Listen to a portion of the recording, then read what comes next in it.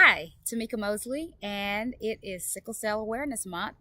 So, today I'm going to come and talk about some things that people have been asking me, and I want to address these because sickle cell is so different for everybody. The reason I believe it's different because everybody is in certain stages. So, for example, take a 3, 4 month old baby, has never had penicillin, has never had hydroxyurea, has never had narcotics. This baby is just a pure organic baby. And if this baby starts taking herbal supplements right off the bat, then this is going to be a very smooth transition for this child. Now, take a kid who's 5 or 6, but has been taking penicillin for 5 years straight every single day, and that's it. Okay, so now this child is going to have major gut issues.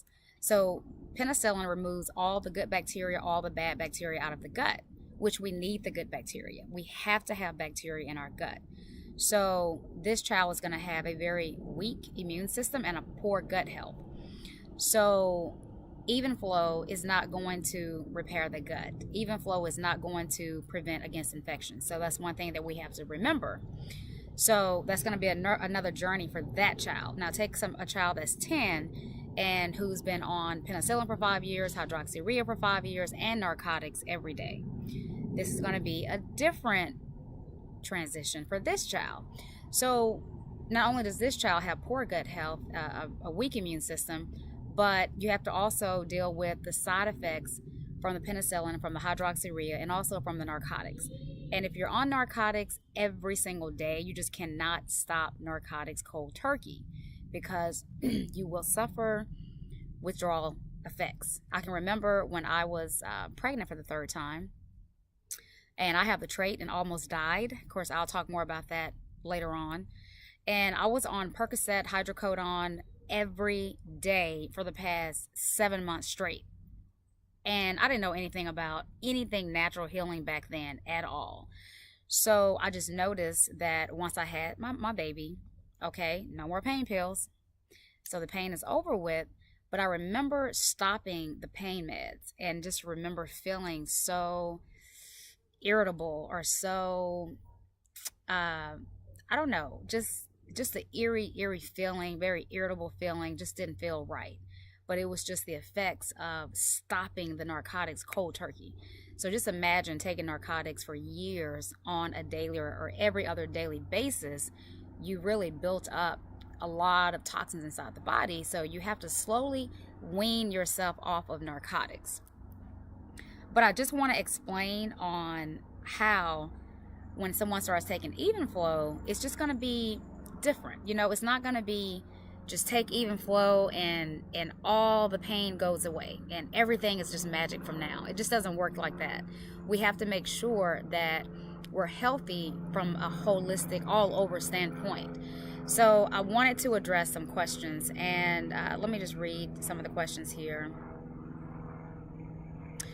So, a few parents that I've been talking to, they're saying that they're taking the even flow, but yet they're still having pain. Their kids are still in pain.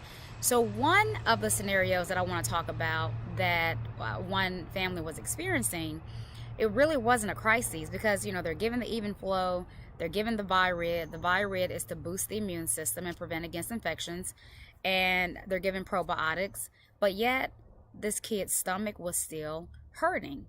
And after a full day of doing the even flow and the Virid, I kind of figured that it was something else going on. So I asked when was the last time the baby had a bowel movement, and it had been like 3 days at that point. And so this is the issue. The baby was constipated. That was it. And Aiden had this happen to him. His stomach was hurting so bad that went to the hospital. He was just impacted. It was constipation. And gas and constipation can be so painful. So, the first thing we think about, though, is it's a crisis. That's the first thing that comes to our mind. And I know, I get it. I've been there, too. When my son was very, very small, any fever I see, any pain I see, I immediately say it's a crisis. But since I've started even flow, and I'm talking to the people who's taking even flow at the moment, just know that even flow is definitely helping the body produce red blood cells. It does increase red blood cells. It does increase oxygen. It does increase your hemoglobin. So as long as you're taking the even flow consistently, it's kind of hard for me to believe that it's truly a crisis. Now, another issue is a person that does not address their immune system, that does not try to build good gut health, does not try to build the immune system.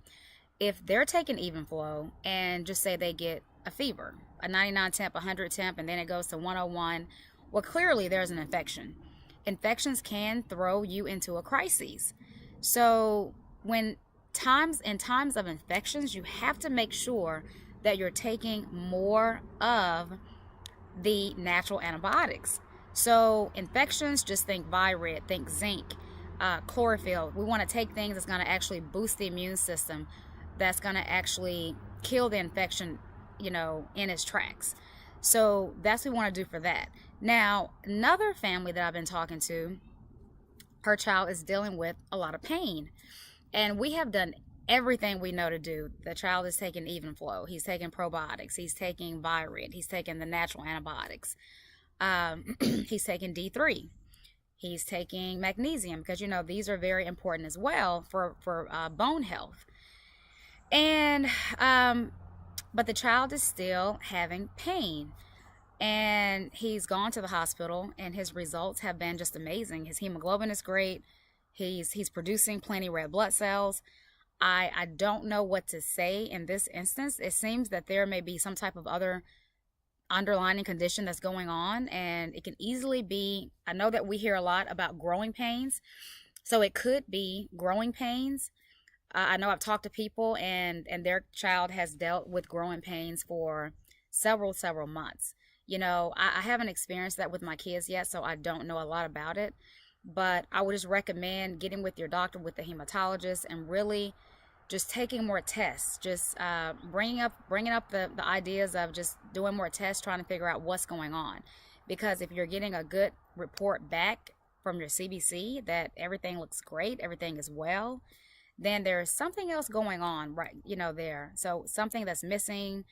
I don't really know, but that's what I would recommend as far as that goes. So I just kind of wanted to come and give some tips on, we can be feeling pain, but it may not necessarily be a crisis. And if we are truly going through a crisis, we have to take more of the even flow. So we want to take even flow every hour, every 2 hours, if it's truly just a crisis.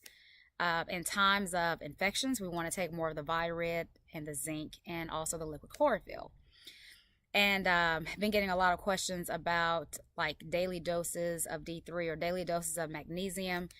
And it all depends on the stage that your child is at. You can also ask your doctor to test. You can get tests from your doctors to see where you are on your D3 levels. Now, as far as me and my family, I take 10,000 IUs of D3 per day. That's what I do.